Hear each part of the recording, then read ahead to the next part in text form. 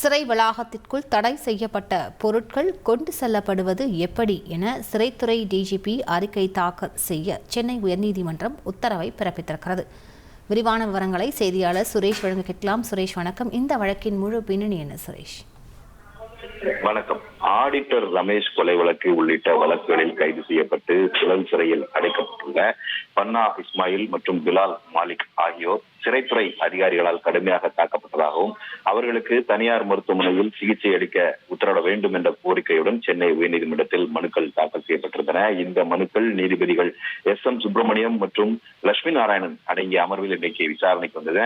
அப்போது மனுதாரர்கள் தரப்பில் முன்வைக்கப்பட்ட வாதம் என்னவென்றால், இந்த செல்போன் வைத்திருப்பதாக கூறி இருவரையும் சிறைத்துறை அதிகாரிகள் கடுமையாக தாக்கியிருக்கிறார்கள், அவர்களுக்கு முறையான சிகிச்சை வழங்கவில்லை என்ற ஒரு குற்றச்சாட்டு மனுதாரர் தரப்பில் முன்வைக்கப்பட்டது.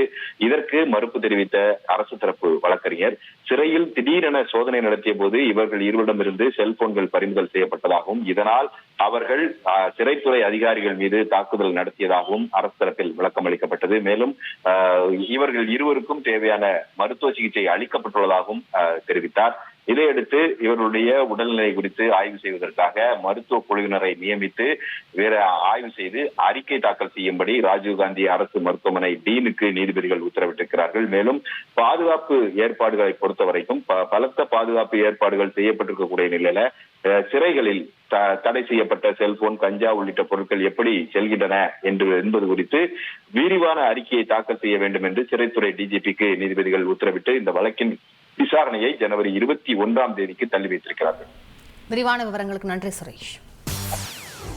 செய்திகளை உடனுக்குடன் தெரிந்து கொள்ள உடனே சப்ஸ்கிரைப் பண்ணுங்க.